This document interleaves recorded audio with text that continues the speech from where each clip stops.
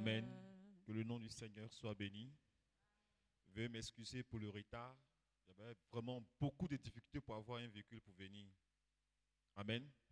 Sur ce, nous allons nous tenir debout et nous allons lire notre premier texte dans le livre des Psaumes, chapitre 100, verset 1er au verset 5.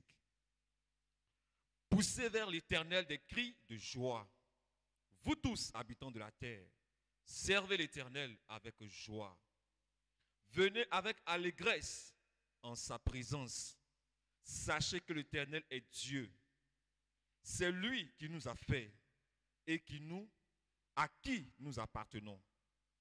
Nous sommes son peuple et le troupeau de son pâturage. Entrez dans ses portes avec des louanges, dans ses parvis avec des cantiques. Célébrez-le, bénissez son nom, car l'Éternel est bon. Sa bonté dure à toujours et sa fidélité de génération en génération. Sur ce, nous allons encore dire merci à Dieu de ce qui nous conserve toujours dans sa présence, sachant que dans cet âge, avec la séduction qui a augmenté, avec les difficultés qui ont augmenté, avec tout ce que nous pouvons voir que l'ennemi met sur notre chemin afin de nous éloigner du Seigneur, le Seigneur nous donne quand même cette force de toujours nous tenir dans sa présence. Et pour cela, nous allons lui être reconnaissants. Chacun va élever la voix et va bénir son Dieu pour tout ce qu'il a fait pour lui, pour la vie, pour la foi et pour la grâce à son égard. Ensemble, élevons la voix et bénissons notre Dieu.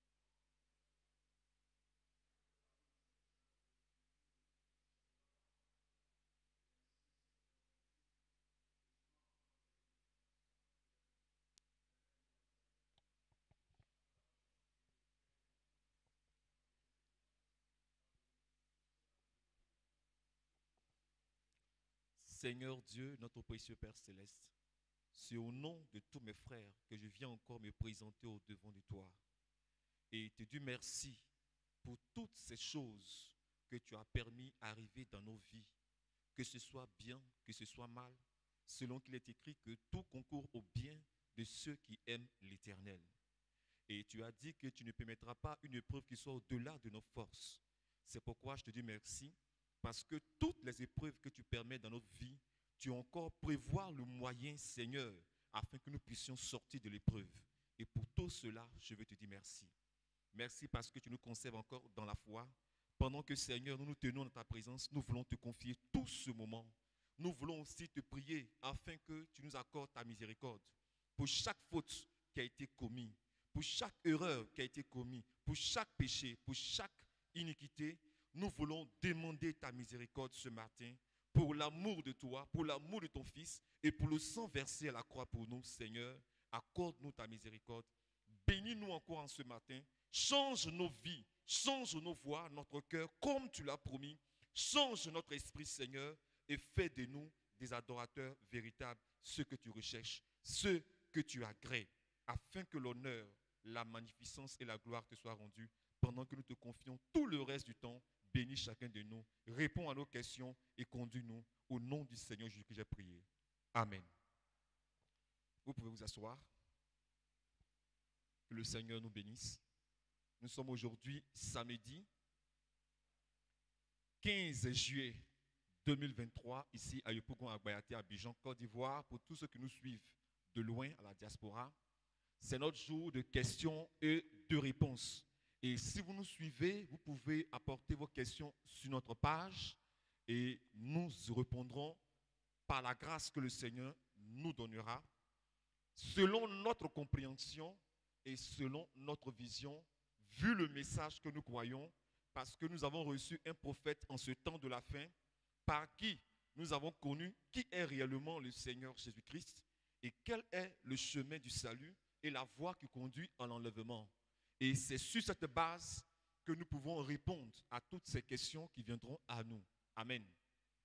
Donc sur ce, je vais demander au diacre qui est Jérôme, qui va nous lire les questions du jour et après, nous allons passer au fur et à mesure aux réponses.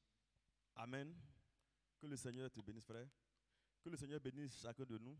Ce matin, nous avons 3 questions de notre frère Jean. Alors, la première question est libellée comme suit. Dieu a-t-il des ennemis et des adversaires? Dieu a-t-il des ennemis et des adversaires? Et la sous-question, qui peut être appelé ennemi de Dieu et adversaire de Dieu? La deuxième question, comment se fait le jeune chrétien et quelle est son utilité? Enfin, sa troisième question, que signifie la couleur rouge selon la Bible? Donc, je reprends les questions. La première question de notre frère, Dieu a-t-il des ennemis et des adversaires? À la sous-question, qui peut être appelé ennemi de Dieu, adversaire de Dieu? La deuxième question, comment se fait le jeune chrétien et quelle est son utilité? La troisième question, que signifie la couleur rouge selon la Bible?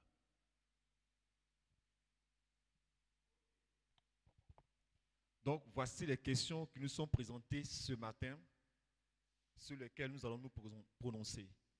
Nous allons lire la première question. La première question, elle est sur 2 volets. Donc, le frère va lire la première question et nous allons commencer à répondre. Dieu a-t-il des ennemis et des adversaires? Qui peut être appelé ennemi de Dieu et adversaire de Dieu? Donc, le frère veut savoir si Dieu a des ennemis et des adversaires. Si oui, qui sont les ennemis de Dieu et qui sont les adversaires de Dieu? Une sœur.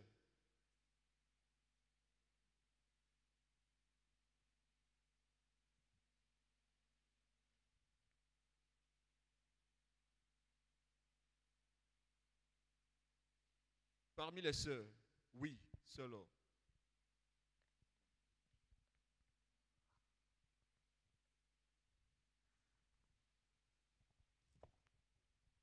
Amen. Moi, je crois qu'un ennemi de Dieu, c'est celui-là qui ne fait pas la volonté de Dieu.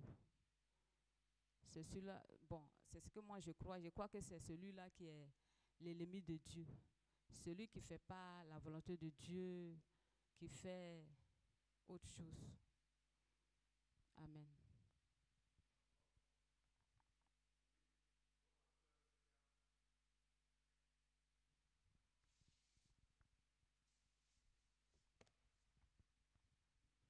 Amen. Moi, je crois que l'ennemi de Dieu, c'est celui-là même qui n'écoute pas la parole de Dieu, qui ne la met pas en pratique. Je vais lire un verset ici. Exode 23, verset 22. Mais si tu écoutes sa voix, si tu fais tout ce que je te dirai, je serai l'ennemi de tes ennemis et l'adversaire de tes adversaires. Amen.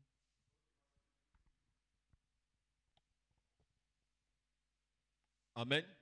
Mais est-ce que ce verset nous montre que Dieu a des ennemis? Parce que quand nous lisons l'Écriture dit que si tu obéis à ma parole et que tu fais ce que je te demande, tes ennemis seront mes ennemis. Mais est-ce que Dieu lui-même a des ennemis? Selon cette Écriture.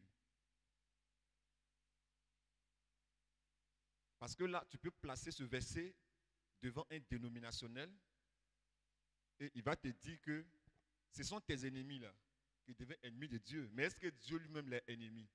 Parce que la question est de savoir, est-ce que Dieu a des ennemis? Et si Dieu a des ennemis, qui sont les ennemis de Dieu?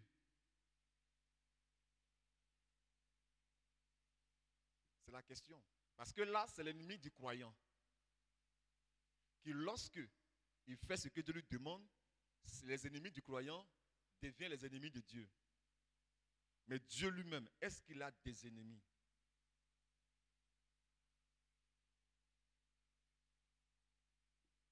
Oui. La sœur Amanche.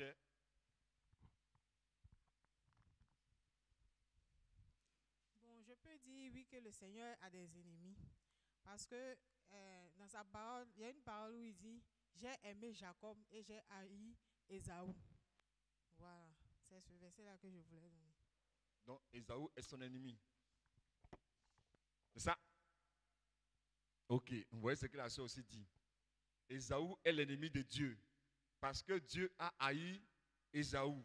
Donc Ésaü est son ennemi.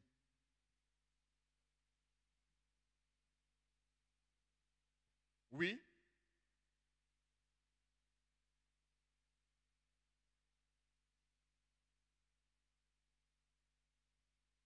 Il n'y a plus de sœurs? Ok. Chez les frères. Qui veut apporter un élément de réponse chez les frères?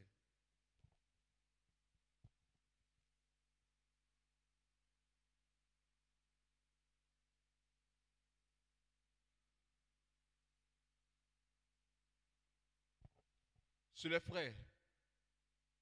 Il n'y a même pas un frère. Ok. Frère Yves. Donnez le micro à frère Yves.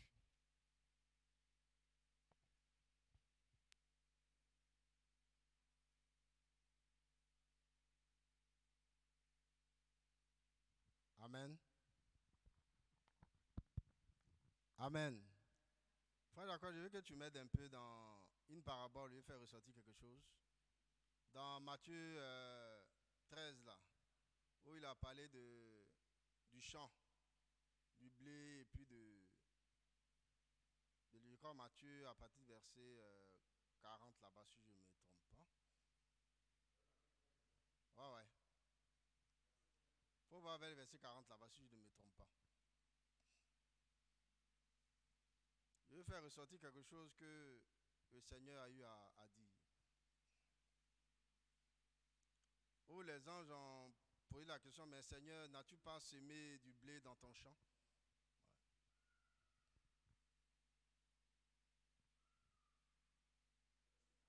D'accord, vas-y. Matthieu 13, verset 4. Un semeur sortit pour semer. Comme il semait, une partie de la semence, non, c'est pas ça. Il a écrit ça, je crois, verset 40. C'est la parabole de l'ivraie. Attends, je vais voir.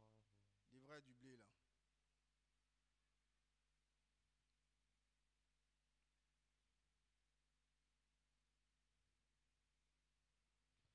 Verset 24. Vas-y. Matthieu 13, verset 24. Il leur proposa une autre parabole et il dit, le royaume des cieux est semblable à un homme qui a semé une bonne semence dans son champ. Mais pendant que les gens dormaient, son ennemi vint, sema de l'ivraie parmi le blé et s'en alla. Lorsque l'herbe eut poussé et donné du fruit, l'ivraie parut aussi. Les serviteurs du maître de la maison vinrent lui dire, Seigneur, n'as-tu pas semé une bonne semence dans ton champ? D'où vient donc qu'il y a de l'ivraie? Il leur répondit, c'est un ennemi qui a fait cela. Et le serviteur lui dit, veux-tu que nous allions l'arracher? Non, dit-il, de peur qu'en arrachant l'ivraie, vous ne déraciniez en même temps le blé. Laissez croître ensemble l'un et l'autre jusqu'à la moisson. Et à l'époque de la moisson, je dirai au moissonneur, arrachez d'abord l'ivraie et liez-le en gerbes pour le brûler, mais assemblez le blé dans mon grenier. Amen. Amen. Donc je vais faire ressortir là quelque chose de cette parabole. Il dit que c'est un ennemi qui a fait ça. Donc là, le Seigneur montre qu'il y a un ennemi. Mais en réalité, lorsque le Seigneur, ou Dieu l'Esprit, est, il n'a pas d'ennemi. Dieu n'a pas d'adversaire, mais il se crée un adversaire, il crée l'adversité pour quelque chose. Puisque nous sommes sur un terrain, nous sommes sur un terrain de bataille, il a propulsé ses enfants dans le temps pour expérimenter quelque chose en sorte que la victoire soit. Alors Dieu se crée un ennemi et un adversaire et il met ses enfants dans le combat dans le but que ses enfants expérimentent la victoire qui était en eux bien avant la fondation du monde et lorsque cela devait être projeté dans le temps. On va prendre Ésaïe 45 à partir du verset 7 pour soutenir ce que je dis. Pour dire que Dieu, c'est lui qui crée l'adversaire, et du moins l'adversité, par la survenue d'un adversaire dans le temps. Frère, d'accord, si tu veux m'aider un peu. Ésaïe 45, verset 7. Verset 7. Oui. Je forme la lumière. Donc Dieu dit que lui, il forme la lumière. Et je crée les ténèbres. Il crée les ténèbres. Donc, les mauvais esprits là, Dieu les a faits. C'est des créatures du temps. Parce que quelque chose doit se faire dans le temps. Il y a une victoire qui doit être acquise dans le temps à travers les fils et les filles de Dieu. Mais comment cela peut être exprimé s'il n'y a pas d'adversaire, il n'y a pas d'ennemi, il n'y a rien pour exprimer cette victoire?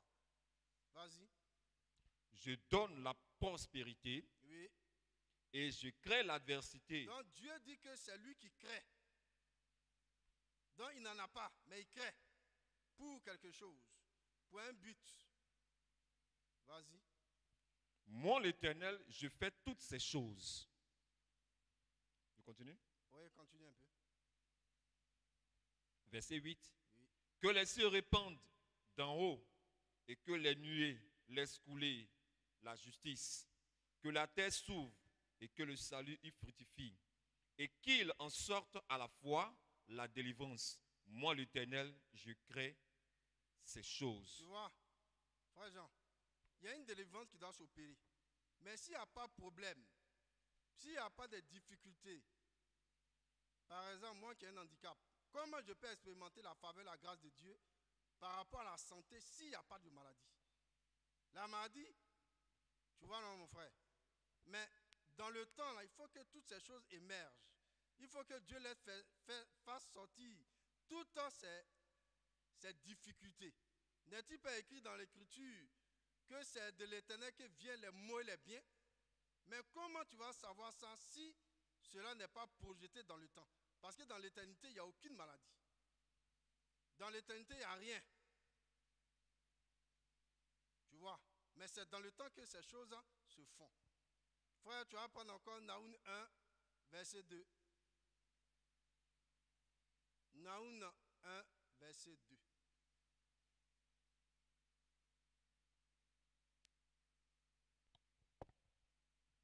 Naoum 1, 2.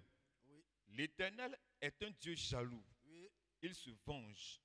L'Éternel se venge. Il est plein de fureur. Oui. L'Éternel se venge de ses adversaires et il garde rancune à ses ennemis. Tu vois, non, frère? Tu vois ce que je disais? Dans le temps, il s'est fait. Il a créé les conditions pour cela. Parce que dans Ézéchiel, là-bas, il nous a dit qu'il y avait un chérubin protecteur que Dieu avait créé, qui était Lucifer. un ange de lumière. Mais la Bible dit qu'il était à la montagne de Dieu. Il faisait les choses de Dieu jusqu'à ce que l'iniquité fût trouvée en lui. Donc cela a été créé, Dieu a mis ça. Et jusqu'à ce qu'une occasion se présente pour que la chose se fasse. Et alors, le combat a été engagé au ciel et cela a été précipité sur la terre. Est-ce que tu comprends, frère Jean? Donc, Dieu s'est créé un adversaire, un opposant. Tu vois? Maintenant, cela a été projeté sur la terre. Et comme sur la terre, c'est les fils de Dieu qui y sont, ce combat, cette adversité va se déporter des anges aux fils de Dieu. Puisque le diable est descendu sur la terre, l'Écriture dit que malheur à la terre et à ses habitants. Mais les fils de Dieu sont sur la terre pour y vivre et le combat est engagé. Tu comprends? Je prends un petit exemple d'adversaire que Dieu s'est créé. Par exemple, Pharaon. La Bible dit que Dieu a suscité Pharaon. Il a créé les conditions pour que Pharaon soit puissant, pour que Pharaon assujettisse ses enfants dans le temps. Et Dieu est descendu par Moïse pour juger cette nation qui était adversaire et ennemi de Dieu, mais à travers ses enfants. Je ne sais pas, frère Jean, si tu me suis. Parce que lui-même, il a dit que je t'ai suscité à dessein, afin que le monde voit ma gloire et publie mon nom. Mais s'il n'y a pas d'adversité, s'il n'y a pas de problème, comment Dieu va-t-il faire émerger sa gloire? Frère, d'accord, je vais prendre encore 2 Thessaloniciens 2, à partir du verset 3. 2 à 3. Dans le temps, Dieu se crée des ennemis. Il se crée des adversaires. Et la Bible va dire l'adversaire qui s'élève au-dessus de tout ce qu'on adore, de tout ce qu'on appelle Dieu. 2 Thessaloniciens chapitre 2 à partir du verset 3. Vas-y. Que personne ne vous séduise d'aucune manière, Oui. car il faut que l'apostasie soit arrivée auparavant Donc, l'abandon total de la foi soit. Vas-y. et qu'on ait vu paraître l'homme du péché, le fils de la perdition, Dans l'homme de l'incrédulité. Parce que l'incrédulité est ennemi de la foi. Et l'incrédulité s'attaque toujours à la foi pour la détruire, pour imposer sa façon de faire, pour imposer son point de vue. Et c'est ce que nous voyons que le diable essaie de faire. Il a enveloppé toute l'humanité dans sa façon de faire, dans son enseignement. Et Dieu vient pour casser ça, pour que ses fils et ses filles aient, lui, sa façon de faire, sa façon de voir les choses. Jacob, continue un peu, s'il te plaît. l'adversaire qui s'élève au-dessus de tout ce qu'on appelle Dieu Oui. ou ce qu'on adore jusqu'à s'asseoir dans le temple de Dieu, se proclamant lui-même Dieu. Tu vois, non, mon frère? Donc, Dieu a des ennemis et des adversaires. Et il a réservé un jugement pour ceux-là. La Bible parle des hommes impies, des fils et des filles du diable, qui ne sont pas prêts pour Dieu. On peut le constater dans Sophonie 1, 14 à 18, mais totalement à la fin, la Bible dit que le diable, le faux prophète, le dragon et sa suite, ils seront pris, jugés et jetés dans les temps de feu. Mais un travail d'abord doit être fait sur la terre, un combat est sur la terre, et c'est dans ce combat que nous sommes.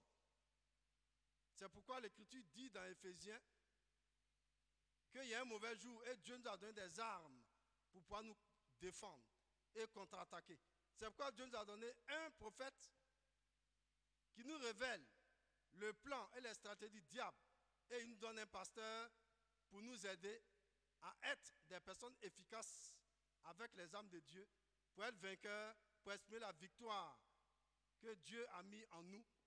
Dans le temps, cela doit être fait, exprimé, pour qu'on appelle les fils et les filles de Dieu, ces troupes de vainqueurs qui ira dans l'enlèvement. D'accord, je vais m'arrêter là simplement pour dire que Dieu a des ennemis et a des adversaires après qui créent l'adversité. Merci. Que le Seigneur vous bénisse. Frère, est-ce que tu as saisi ce que le frère Yves a dit?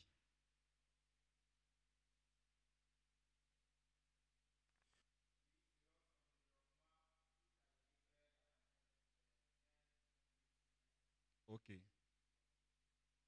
Non, Dieu a des ennemis, mais en tant que dans l'éternité, il n'a pas d'ennemis, il n'a pas d'adversaire. C'est quand il vient dans le temps et qu'il prend un corps, alors il se crée un adversaire. C'est pourquoi au ciel, le diable il était adversaire de Dieu. Dieu l'a vaincu et l'a précipité en bas. C'est un adversaire. Parce que la Bible dit que Dieu est le puissant vainqueur. Mais comment Dieu peut être vainqueur s'il n'y a personne qui l'a vaincu? Or, pour qu'il puisse vaincre quelqu'un, il faut qu'il y ait un adversaire. Et le prophète nous dit que ça doit être un adversaire de taille. Sinon, Dieu serait un plaisantin. C'est comme toi, tu te mesures à un enfant de 5 ans et puis tu dis que tu l'as vaincu. Même sur le ring, on ne place pas les poids lourds avec les poids faibles. Les poids faibles vont avec les poids faibles et les poids lourds avec les poids lourds. Donc quand Dieu vient dans le temps qu'il est limité, il doit avoir un adversaire à sa taille. Et il le vainc. Alors il a un adversaire. Il a créé l'adversité, il a créé un adversaire. Et tout ce qui s'oppose à la parole de Dieu est adversaire et ennemi de Dieu. Je dis bien tout. Il a dit, Paul, Saul, Saul, pourquoi me persécutes? Mais qui était persécuté? C'était les croyants. Mais parce que Dieu était voilé dans les croyants. Et Paul, en ce moment, il était adversaire de Dieu. Il était adversaire de Dieu. Il combattait la parole. Donc c'est tout ce qui combat la parole de Dieu qui est adversaire de Dieu. Tout ce qui est ennemi de la parole est ennemi de Dieu. Et c'est pourquoi il dit dans Exode, chapitre 20, il dit là-bas que ceux qui font les statuts, il dit je les punirai jusqu'à la 4e génération de ceux qui me haïssent. Ils deviennent ses ennemis. Donc tous ceux qui s'opposent à la parole de Dieu sont ennemis de Dieu. Si tu as compris ça comme ça, je crois que c'est aussi clair. Tout ce qui s'oppose à la parole de Dieu est ennemi. Tout ce qui combat la parole est adversaire de Dieu. C'est bon? Ok. C'est-à-dire que le jour que toi tu commences à combattre là, tu dois savoir que tu deviens adversaire et ennemi de Dieu. C'est bon? Voilà. Que Dieu nous bénisse. On va passer à la prochaine question. Sœur, vous avez compris aussi? Si vous n'avez pas compris, vous levez la main pour dire, frère Jacob, là, je n'ai pas compris, mais je ne suis pas d'accord, je veux bien comprendre. Amen. Oui, la sœur. Ne soyez pas gêné. Ah, frère Jacob, là, quand il dit, vous avez compris, levez la main, je n'ai pas compris. La partie où il n'est pas compris, comme frère il va donner deux Rapproche versets. le micro, parle fort. Comme frère il va donner deux versets où on montrait que Dieu n'a pas d'ennemis. Et puis maintenant tu dis aussi que... Rapproche le micro, voilà. Tu dis aussi que tous ceux qui s'opposent à la parole de Dieu, c'est pas ça. Frère, il n'a pas donné de verset où Dieu n'a pas d'ennemi. Au contraire, le verset qu'on a lu, il a montré où Dieu a créé l'adversité. Dans Isaïe 45, verset 7. Et il a donné un autre verset où Dieu dit, il parle de ses ennemis et ses adversaires. Ce sont les versets qu'il va montrer. Ou bien frère, si je me trompe, il n'a pas donné de versets où Dieu n'a pas d'ennemi. Mais frère, il va montrer que quand Dieu il est dans l'éternité, il n'a pas d'ennemi. C'est de ça, mais je veux Voilà, parler. mais c'est la même chose que j'ai expliqué. Quand Dieu est dans l'éternité, il n'a pas d'ennemi, il n'a pas d'adversaire. Mais quand il vient dans le temps, il prend un corps, alors il se fait des ennemis et des adversaires. Et j'ai pris le cas de Paul, qui persécutait l'église. Et quand Dieu est venu dans la colonne de feu, qu'est-ce qu'il a dit? Il dit, Saul, Saul, pourquoi me persécutes-tu? Qui était persécuté? C'était les croyants. Mais pourquoi il dit c'est lui qui est persécuté? Mais parce que ce Dieu-là, il était voilé dans les croyants. C'est bon? C'est quand Dieu prend un corps qu'il a des ennemis, qu'il a des adversaires. Avec Pharaon, il dit j'ai tué Pharaon à dessein. Mais qui était face à Pharaon? C'était Moïse. Dieu était voilé en Moïse. Et Pharaon, maintenant quand Dieu était en Moïse, Pharaon était l'adversaire de Dieu. Et Dieu devait montrer sa puissance au travail de Moïse à Pharaon pour montrer qu'il est plus puissant que Pharaon. Il fallait un adversaire de taille. C'est bon? Voilà. Amen. On va évoluer. La deuxième question du frère. Comment se fait le jeune chrétien et quelle est son utilité? Ok. C'est un jeune frère, il croit, ça va faire bientôt 1 an, n'est-ce pas? Bientôt 1 an. Et puis tu jeûnes. Et tu ne sais pas c'est quoi le jeûne. Bon, d'abord, quand tu jeûnes là, donne-nous d'abord ta compréhension du jeûne. Parce que tu jeûnes avec nous, on fait des moments de jeûne ici, des VSD, n'est-ce pas? Hein? On fait le VSD. Donc, quand même, tu jeûnes avec nous.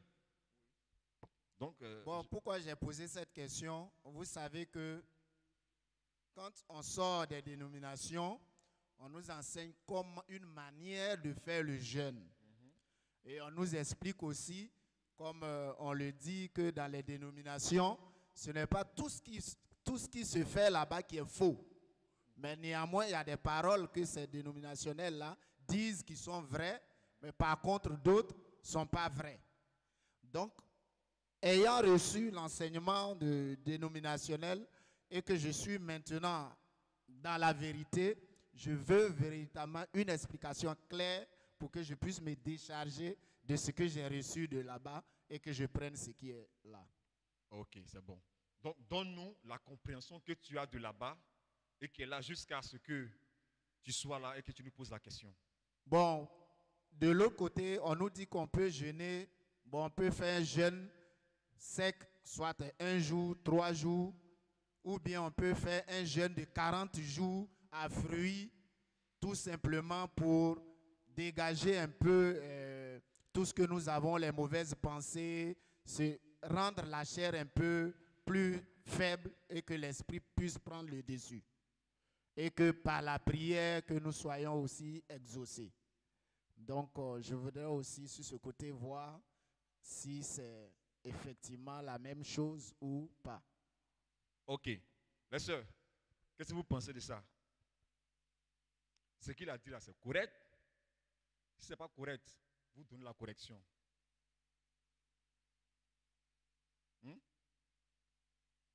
Vous n'avez pas compris. Vous n'avez pas bien saisi. Il faut reprendre. Je disais, dans les dénominationnels, on nous apprend que le jeûne pouvait se faire, bon, selon les difficultés de la personne, prendre un jeûne sec d'1 jour, 2 jours, 3 jours. Ou même d'autres vont jusqu'à faire des jeûnes de 40 jours en utilisant des fruits. Donc, je voudrais savoir si, étant ici, si cela se fait de la même façon. Et en faisant ce jeûne-là, c'était pour nous décharger de certaines pensées, de certaines choses que nous avons fait, le péché, pour rendre un peu la chair plus faible et que l'esprit puisse prendre le dessus et qu'en priant, que nous soyons plus exaucés. Voilà ce que j'avais appris là-bas. Ok. Tu as bien compris maintenant? Oui, donc, qu'est-ce que vous dites? Si ce qu'il a dit n'est pas correct, vous apportez la correction. Si c'est correct, vous dites que je suis d'accord avec. Et puis, on passe au suivant. Oui, sœur Florence, après, la sœur Augustine.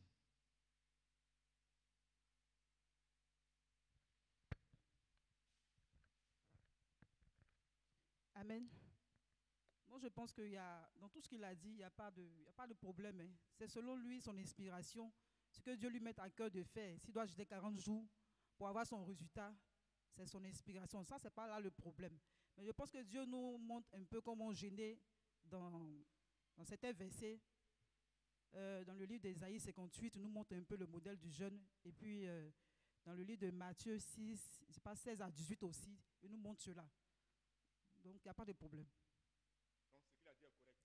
Ce qu'il a dit là, il a montré comment il faut jeûner 40 jours à fruits. Ça, c'est son inspiration à lui. Si l'inspiré a fait 40 jours, qu'il peut le faire. Il n'y a pas de problème à cela.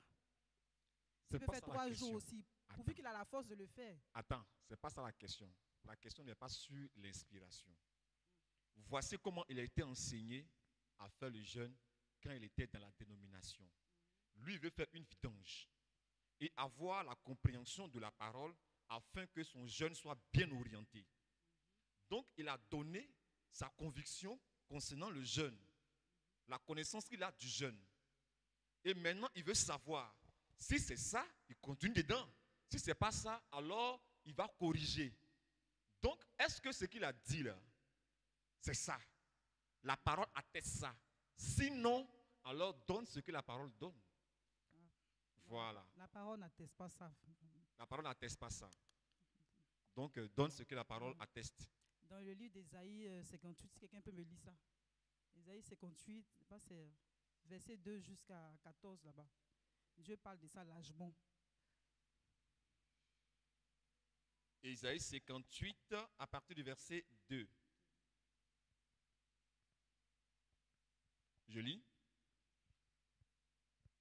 Tous les jours, il me cherche. Il veut connaître mes voies comme une nation qui aurait pratiqué la justice. Il n'aurait pas... Oui. Comme une nation qui aurait pratiqué la justice, il n'aurait pas abandonné la loi de l'Éternel. Il me demande des arrêts de justice. Il désire s'approcher, il désire l'approche de Dieu. Que nous sert de jeûner si tu ne le vois pas, de mortifier notre âme si tu n'y as point égard. Voici, le jour de jeûne, vous vous livrez à vos penchants et vous traitez durement tous vos mercenaires. Voici, vous jeûnez pour disputer et vous quereller. Vous frappez méchamment du poing. Vous ne jeûnez pas comme le veut ce jour, pour que votre voix soit entendue en haut. Est-ce là le jeûne auquel je prends plaisir?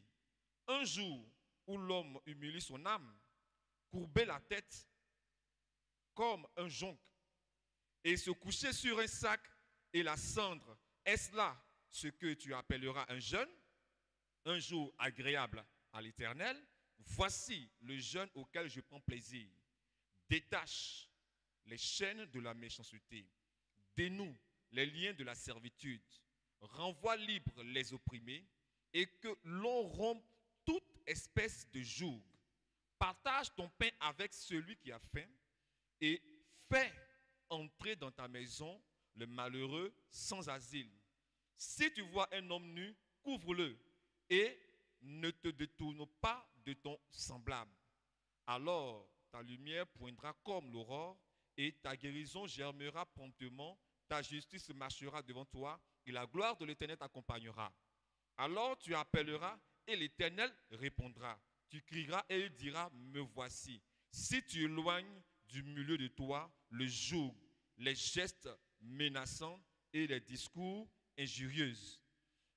Si tu donnes ta propre substance à celui qui a faim, si tu rassasies l'âme de l'indigent, ta lumière se lèvera sur l'obscurité et les ténèbres seront comme le midi. Amen, amen. Amen. Je pense que ça va déjà. Déjà, Dieu parle largement de ça dans ce verset-là. Et puis aussi, comme j'ai dit dans le Nouveau Testament, le livre de Matthieu 6, versets 16 à 18 aussi parle de ça. Matthieu 6.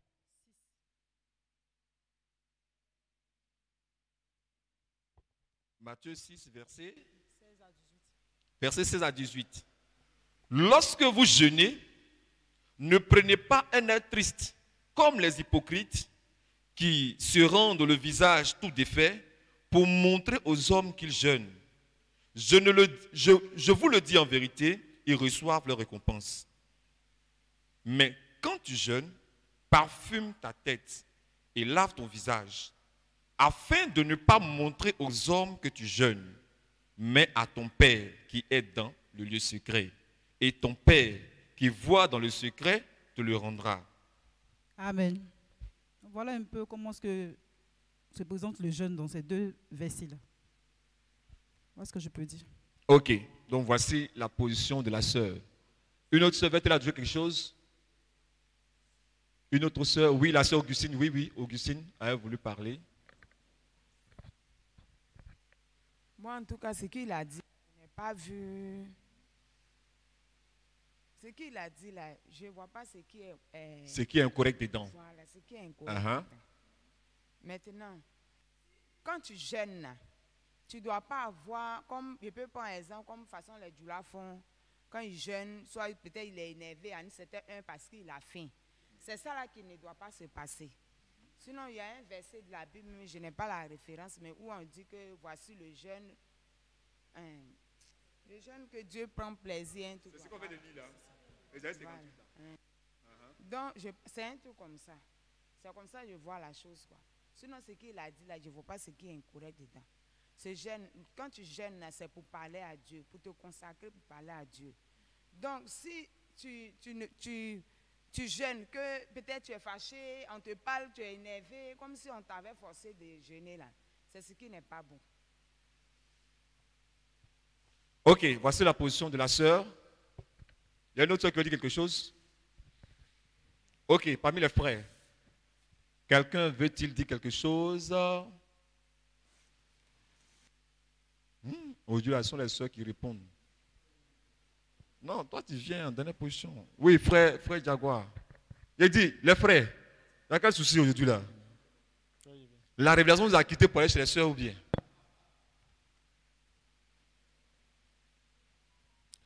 Amen. Comme les sœurs l'ont si bien dit, je crois que quand on jeûne, c'est pour un motif. Voilà. On ne se lève pas pour jeûner. Maintenant, le frère a dit que la manière, nous, qui voient les frères jeûner, ils voient qu'il y a des jours où le pasteur décrète des jeûnes. Et comment ça se fait? C'est nouveau pour lui. Donc, il veut comprendre ce que c'est que le jeûne. Le vrai jeûne ne donne pas la parole de Dieu. D'abord, il faut comprendre que le jeûne, c'est personnel d'abord. Et c'est pour un but qu'on jeûne. On ne se lève pas pour jeûner parce que, la dénomination dit qu'il faut jeûner pour pouvoir mortifier son corps, ce n'est pas faux. Il faut jeûner pour avoir un esprit bien disposé, ce n'est pas faux. Ce n'est pas faux, mais quand on jeûne, quand un frère ou une sœur jeûne, c'est pour un but bien précis. Voilà. Et comme la sœur Florence l'a dit, le jeûne que le Seigneur agrée, le vrai jeûne là, le Seigneur lui-même l'a décrété, il a dit plutôt dans le livre d'Ésaïe. Je crois qu'on a lu cela. Détache les chaînes, fais ceci, fais cela. Mais quand on parcourt la Bible, il y a des frères qui ont jeûné, il y a des rois qui ont jeûné, il y a la sœur Esther qui a jeûné pour un but précis. Mais moi, je n'ai pas vu quelqu'un, c'est-à-dire qu'un frère, un disciple qui a jeûné 40 jours et 40 nuits. Moi, je n'ai pas encore vu ça. Ceux qui ont jeûné 40 jours et 40 nuits, là, le Seigneur leur a parlé audiblement. Et c'est lui qui leur a dit de faire ça. Et à part Jésus, et je crois aussi, je ne sais pas si c'est Moïse aussi l'a fait, en allant prendre les 10 commandements, je crois qu'il a jeûné aussi 40 jours, 40 nuits, je crois bien. À part les deux, je ne sais pas qui a jeûné 40 jours. Je ne sais pas. Peut-être qu'il y a des personnes, mais je ne sais pas pour l'instant qui a jeûné 40 jours. Donc, on ne peut pas se lever pour dire que moi, je veux jeûner 40 jours et 40 nuits. Moi, je n'ai pas encore vu ça. Si ce n'est que le Seigneur nous le demande personnellement. Voilà. Lui-même, nous devons être sûrs que c'est le Seigneur qui nous a dit de jeûner 40 jours et 40 nuits. Voilà. Donc ça, c'est courant dans la dénomination et ce n'est pas la parole de Dieu.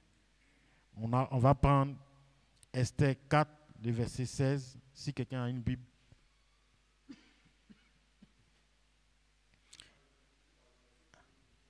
Voilà. Esther, chapitre 4, à partir du verset 16.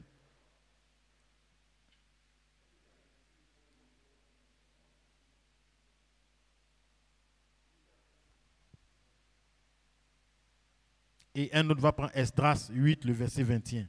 C'est des jeunes, des différents jeunes. Esther 4 combien? Esther 4 à partir du verset 16. Esther 4 à partir du verset 16.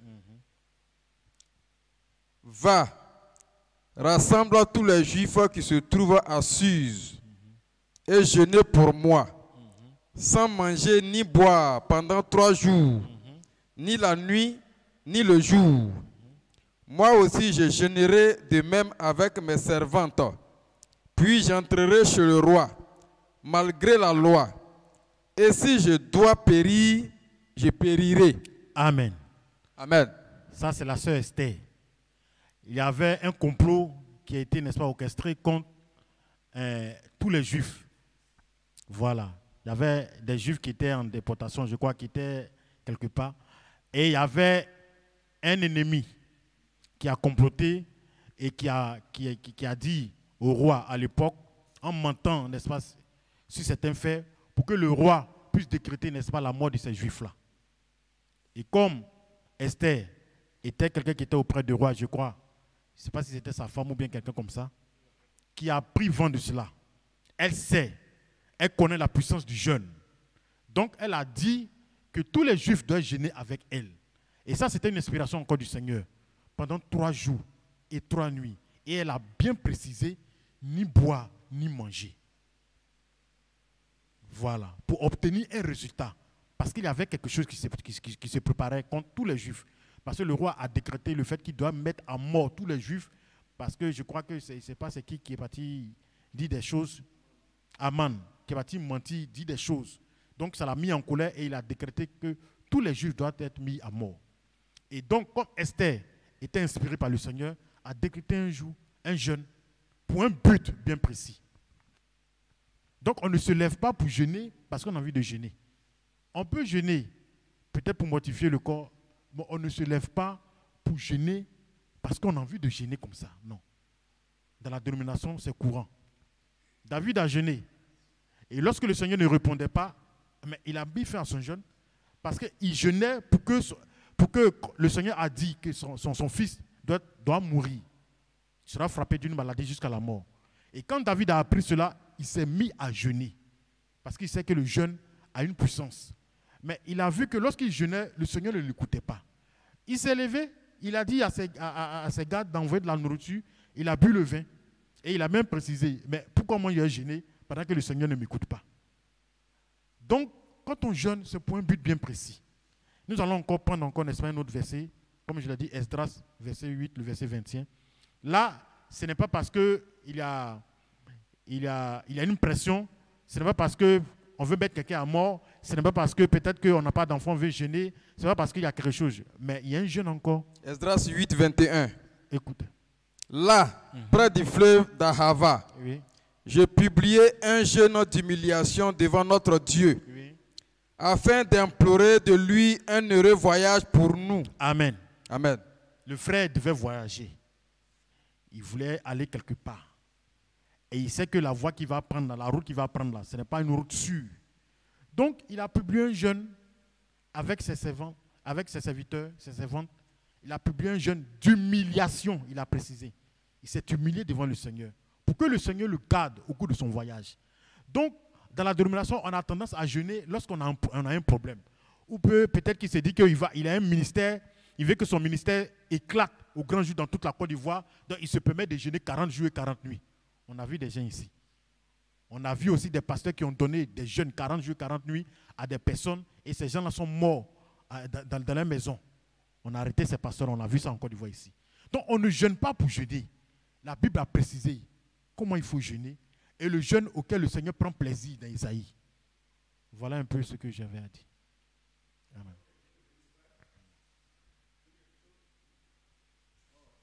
Amen. À la suite de ce que mon frère Jean-Claude vient de dire, je suis parfaitement d'accord avec lui. Mais on n'est pas forcément chrétien pour jeûner. Même le païen jeûne. Parce qu'il sait qu'en se privant de nourriture, son esprit, comme la Bible dit, l'esprit grandit. Voilà, donc le jeûne en lui-même fait du bien au corps. Il y a des maladies que, à force de jeûner, ces maladies-là même peuvent partir. C'est-à-dire que tu peux guérir d'une maladie, ne serait-ce qu'en jeûnant. Donc c'est un peu tous ces paramètres-là quand ça rentre en jeu. Et quand tu es averti et que tu penses que tu as été inspiré par rapport à une situation, tu peux jeûner par rapport à cela. Jésus même a dit, arrivé à ce moment, est-ce que quand vous jeûnez là, c'est pour moi que vous jeûnez? Est-ce que quand vous mangez, c'est pour moi que vous mangez? Quand vous buvez, c'est pour moi que vous mangez? Voilà, c'est pour dire que tu peux jeûner par rapport à une situation qui te tient beaucoup à cœur. Aussi, un peu plus loin, il a dit, quand ces disciples étaient partis, je crois, aller prêcher pour chasser des démons, ils ont fait un retour pour dire, mais il y a des esprits, on les a chassés, ils ne sont pas partis. Mais Jésus leur a dit ouvertement pour dire, ce n'est pas tous les démons qu'on chasse comme ça, mais c'est par le jeûne et la prière.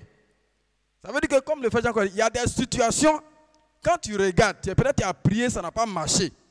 Tu as fait tout, ça n'a pas marché. Mais si tu estimes que le jeûne peut être un dernier recours pour toi, tu peux le faire. Maintenant, pour le faire, ça va dépendre de toi. C'est combien de jours tu estimes que tu peux tenir pour que, en priant, Dieu puisse t'exaucer. Parce qu'il ne faut pas te dire, faire 40 jours, et puis tu ne peux pas faire 40 jours. Si tu meurs dans ça, tu meurs là. Ça, Dieu va te demander des comptes. Voilà, c'est pour ça qu'avant de jeûner, il faut aussi demander la volonté de Dieu. Est-ce que je dois faire un jeûne de 3 jours par rapport à la situation, ou une semaine? Ou est-ce qu'en faisant le jeûne, c'est un jeûne de montée, de descente, comme souvent on le dit, 6h, 18h? Ou est-ce que c'est un jeûne à sec? Comme la reine Esther l'a fait. C'est ce qui a suscité dans les dénominations. Quand on veut jeûner, on dit bon, on va faire 3 jours secs. Voilà, c'est un exemple qui a été donné dans la Bible comme ça. Maintenant, si tu penses que ça peut t'aider, je pense que tu peux suivre ça. Sinon, il n'y a pas de décret particulier pour dire bon, dans ce mois-là, ou bien dans cette année, ce mois de jeûne, c'est spécialement un mois de jeûne. Ça, ce n'est pas chrétien. Un chrétien peut jeûner toute l'année, comme il veut, selon qu'il entend, selon qu'il soit inspiré. Voilà un peu ce que je voulais ajouter.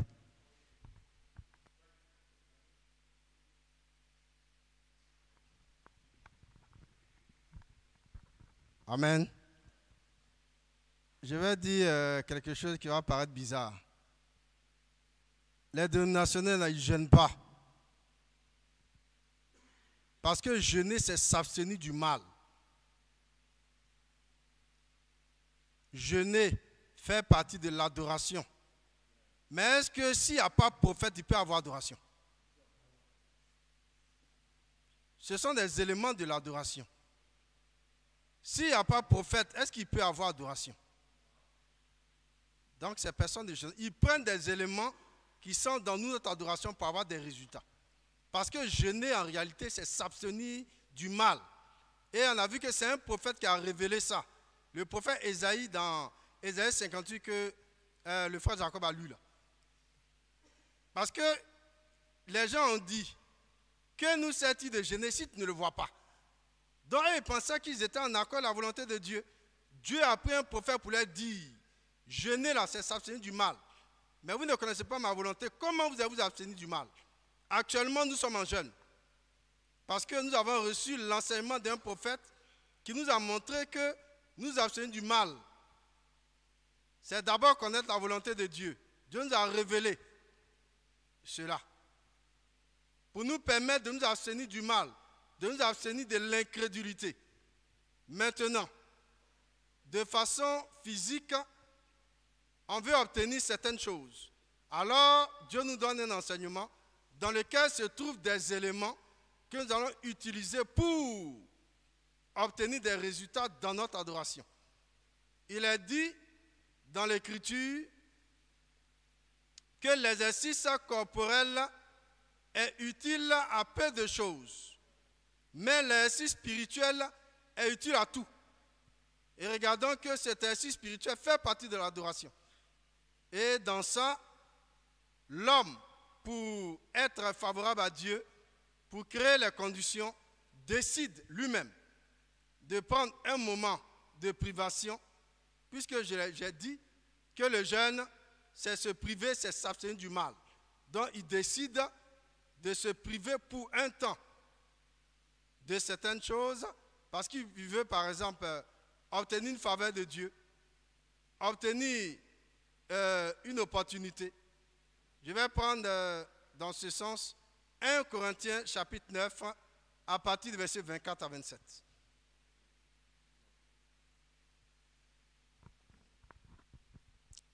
« 1 Corinthiens 9, à partir du verset 24.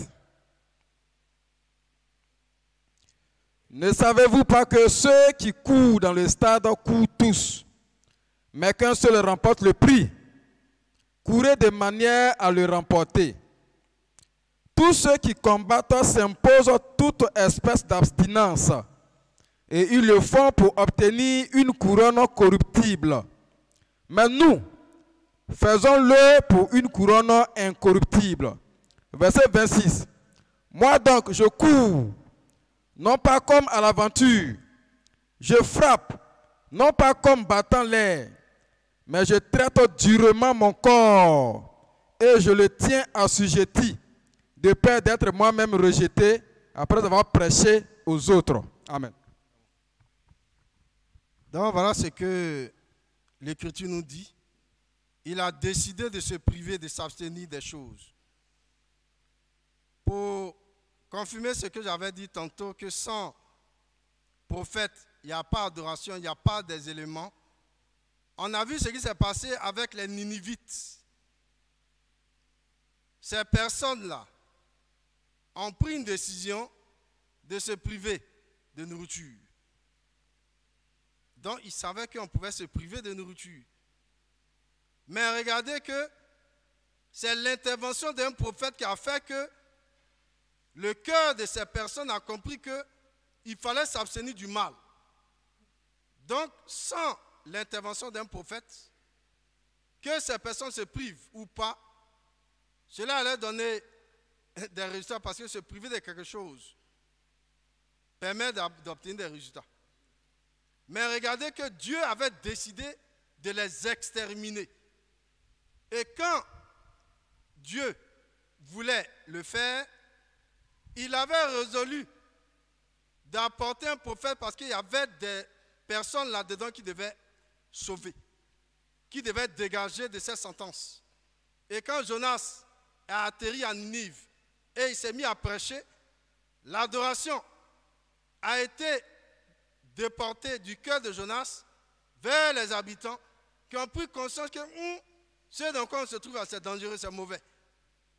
Et alors, quand ils ont utilisé les éléments qui étaient à leur disposition, l'Écriture dit que le Seigneur a vu que les Ninivites ont pris des éléments dans ce que disait Jonas pour se rendre favorable à lui. Qu'est-ce qui a fait ça? Mais c'est la prédication d'un prophète. Qu'est-ce qui a fait ça?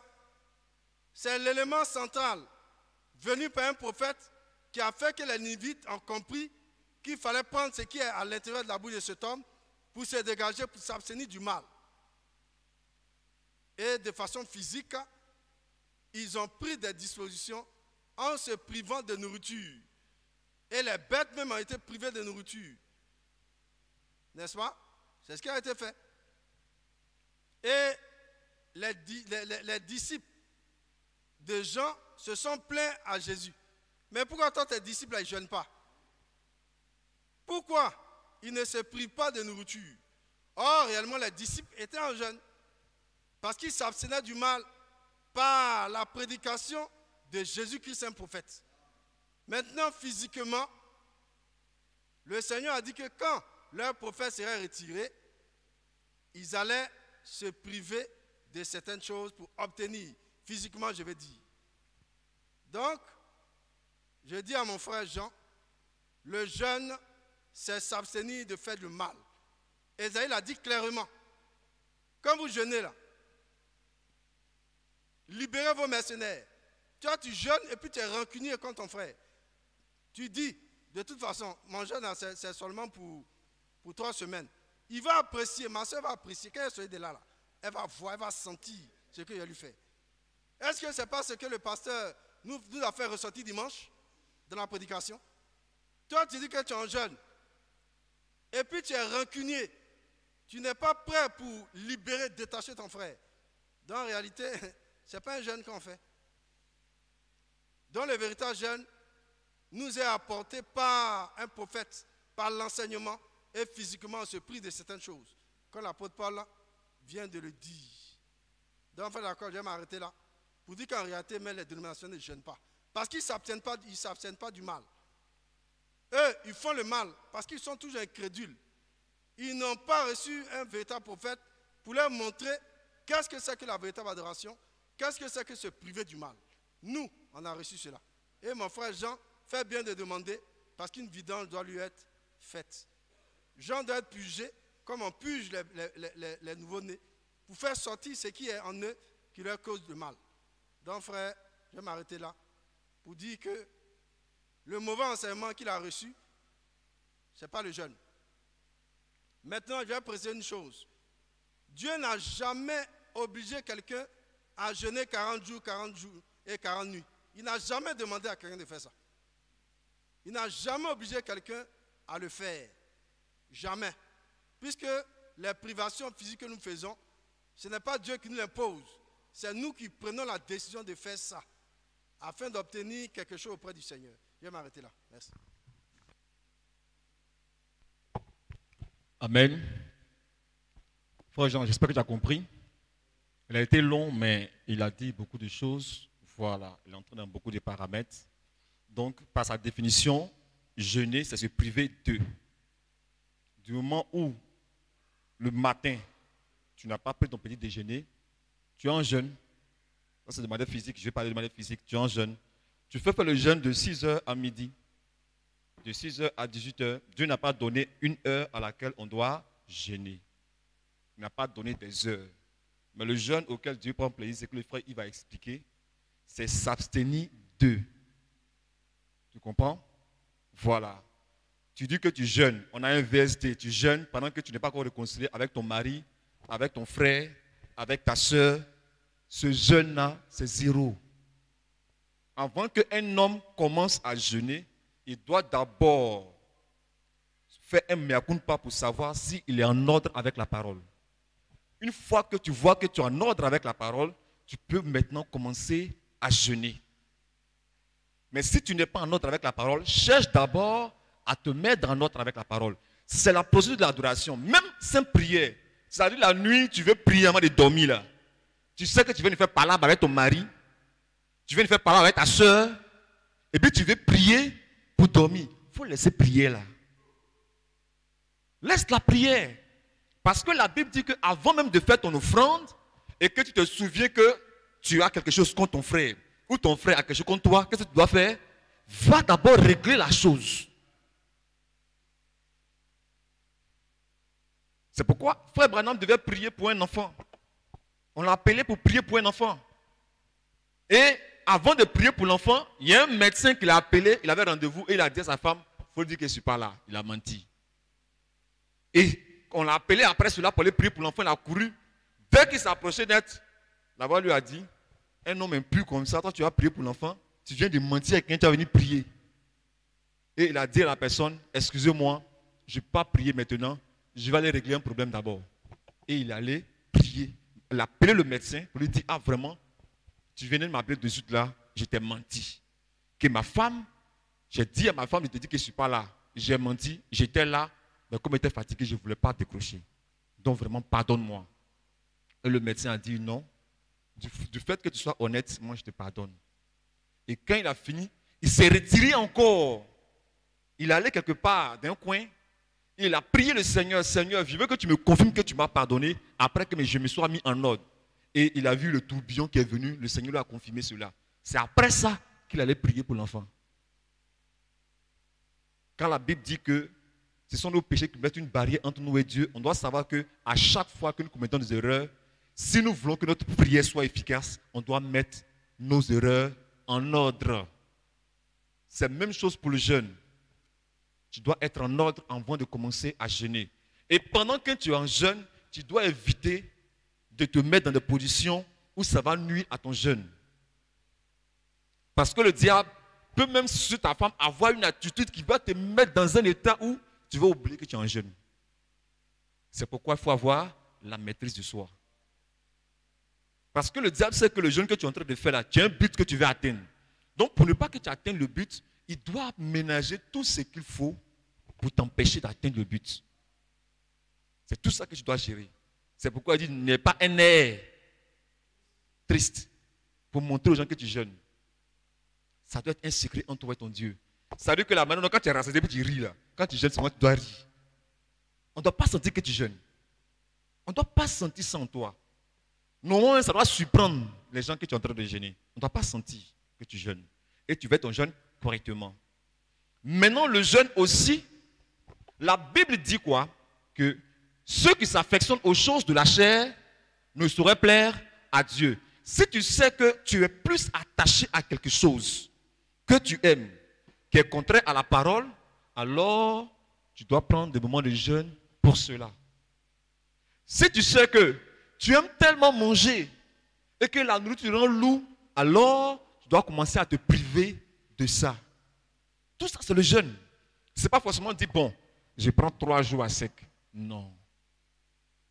Le jeûne, c'est s'abstenir de. C'est une vie. Ce n'est pas un programme. Il y a les programmes de jeûne qu'on fait physiquement où on dit, bon, on jeûne 1 semaine, on jeûne 5 jours. Mais le jeûne, en réalité, c'est la vie du croyant. C'est une vie. Dès que la parole te dit, paye ta dîme, et que tu vois que tu ne payes pas ta dîme, quand tu commences à payer ta dîme, tu t'es séparé de cet esprit qui t'empêche de payer la dîme. Tu es en jeûne. Ne hais pas ton frère. Et que tu commences à aimer ton frère, tu es en jeûne. Le jeûne nous rapproche de Dieu. C'est pourquoi Jésus a dit à ses disciples, aux disciples de Jean-Baptiste, mais l'époux même là avec eux. Ils vont gêner pourquoi? Il est déjà là. Mais un jour, l'époux leur sera enlevé. Alors, ils vont gêner parce qu'il veut être avec l'époux. C'est le but pour lequel on jeûne. On jeûne pour se rapprocher de Dieu. Vous avez compris? Que le Seigneur nous bénisse. On va passer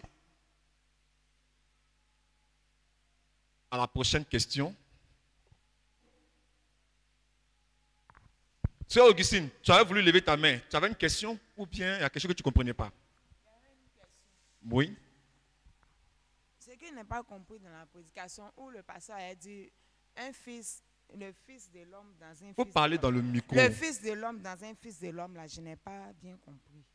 Le fils de l'homme, c'est Dieu prophète. Dieu prophète. Quand Dieu vient comme prophète, ça c'est le fils de l'homme. Un fils de l'homme, c'est un prophète. Branham est un fils de l'homme. Et le fils de l'homme est venu dans un fils de l'homme. Tu comprends maintenant? Voilà, c'est ça. Amen. La dernière question de notre frère Jean. Que signifie la couleur rouge selon la Bible? La couleur rouge selon la Bible. Bon, comme le temps est parti, je vais aller directement, frère Yves, vous me permettez, ou bien tu veux dire quelque chose? La couleur rouge a plusieurs significations. La couleur rouge, d'abord, parle de la royauté. La royauté, comme on appelle, vous allez voir que les présidents, quand ils viennent, on met un tapis rouge. Voilà, c'est une position, ça c'est dans la position. La couleur rouge est aussi la couleur du sacrifice. Le sacrifice. La couleur rouge est aussi la couleur de l'épreuve, la souffrance. Il y a plusieurs symboles.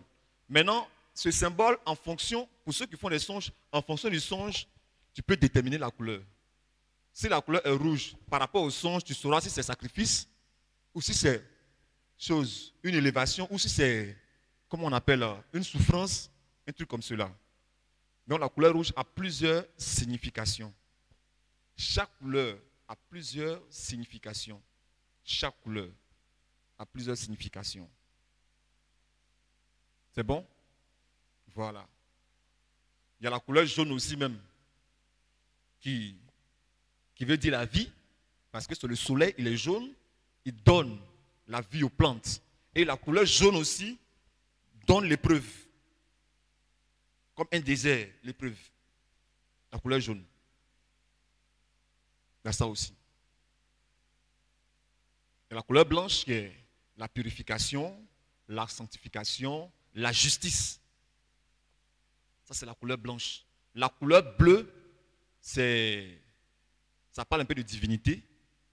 Le ciel est bleu, vous voyez. La mer est bleue. Tout ce qui va en rapport avec la divinité. Et le ciel. Ça, c'est la couleur bleue. Vous allez voir que dans les hôpitaux, on met la couleur blanche et la couleur bleue. Voilà, source de guérison. Source de purification. C'est-à-dire que ceux qui entrent, ils viennent pour être purifiés, pour être sanctifiés. Voilà. C'est un peu ça. Le signe de couleur. La couleur verte, ça c'est aussi la vie. Oh, jaune aussi parle de la vie. Mais la couleur verte aussi, c'est la vie. C'est pourquoi vous partez dans la nature. Quand la nature est verte, on parle d'une nature pleine de vie. Mais une fois que les feuilles commencent à sécher, elles sont en train de mourir. Et quand elle devient comment? Les feuilles deviennent jaunes. On ne parle plus de vie. Or, c'est jaune. Donc, ça va dépendre de à quel moment que le contexte dans lequel la couleur se tient. Sinon, les couleurs, on leur chose, comment on appelle, explication positive et négative. Chaque couleur.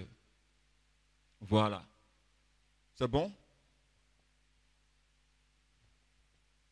On espère qu'il n'y a plus de questions. Ou bien, frère Jean-Claude, tu veux ajouter quelque chose sur les couleurs?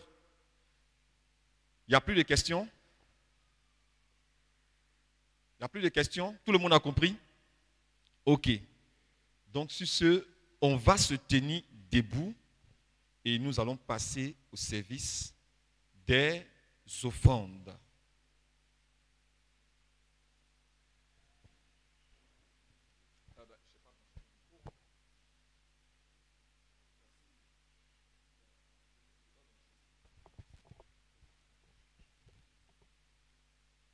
Si le monde me privait, amen, c'est qu'on va chanter. Si le monde me privait de son argent et son or, et que tu dois vivre avec le moindre frais, rappelle-toi dans sa parole, il nourrit même les oiseaux. Abandonne tes fardeaux à ton Seigneur. Oh, laisse-les.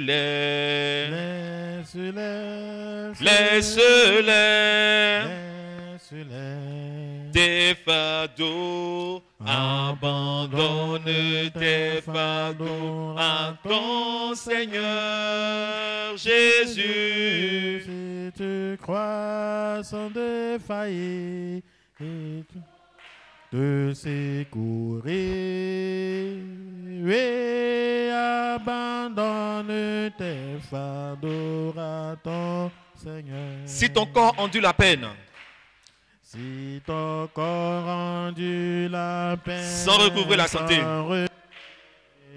santé, ton âme presque noyée dans le désespoir,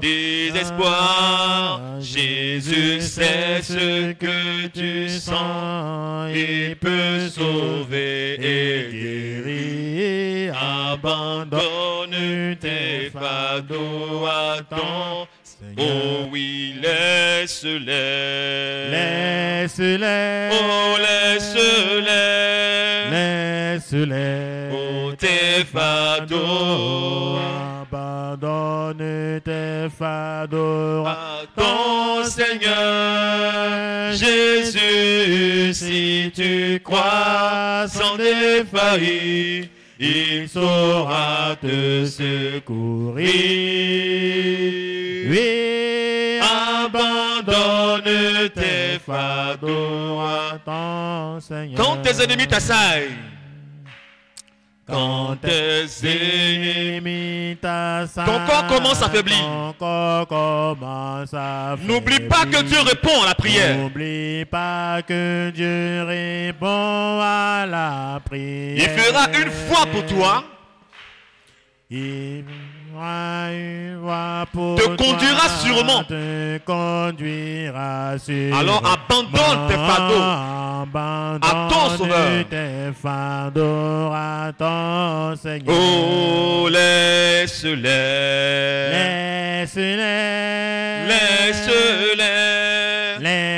Oh oui, tes fardeaux. Abandonne tes fardeaux. Ton Seigneur, oh Jésus, si tu crois sans défaillir, il saura te secourir.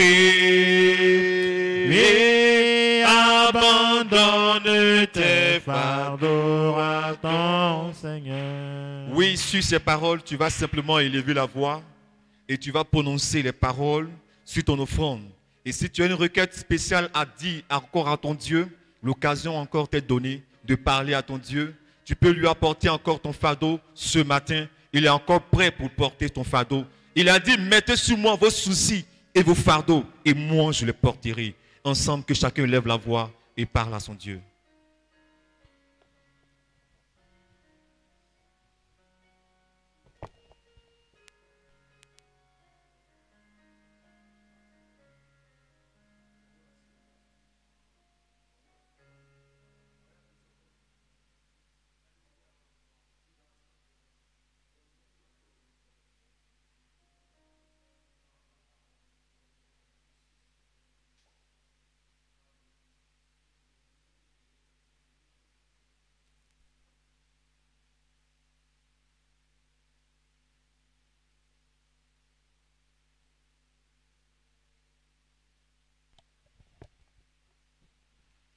Je vais demander au diacre Jean-Claude de prier pour les offrandes et congédier l'assemblée.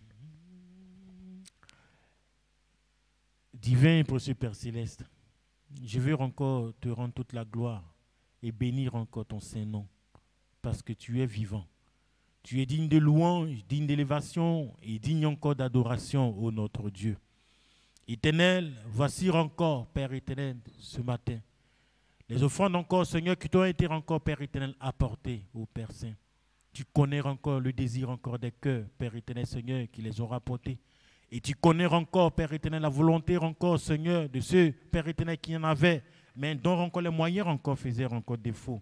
Seigneur, nous t'apportons encore, n'est-ce pas, ô notre Dieu, tout encore leurs pensées, enfouies au plus profond encore de leur cœur, Seigneur. Guérir encore, Père éternel, Seigneur, les malades.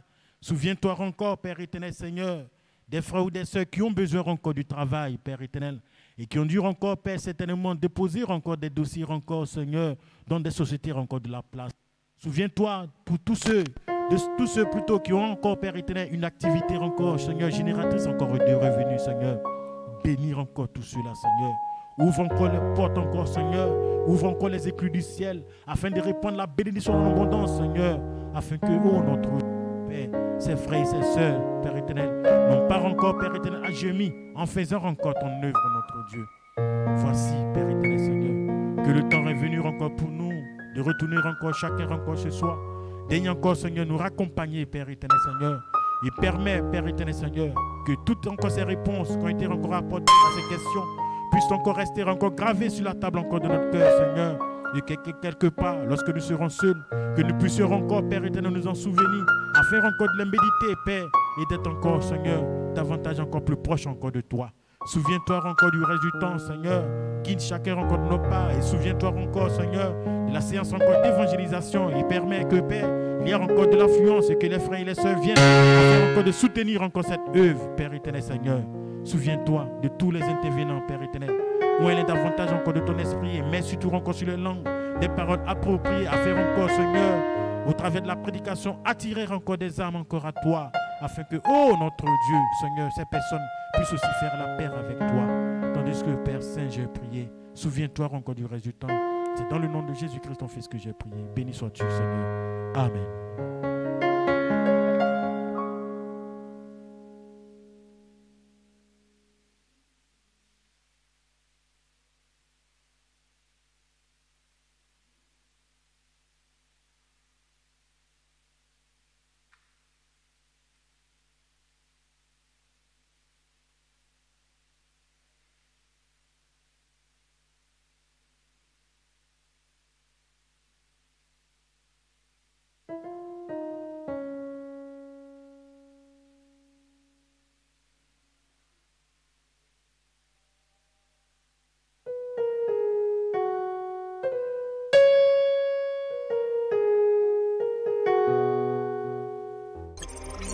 Audio Jungle.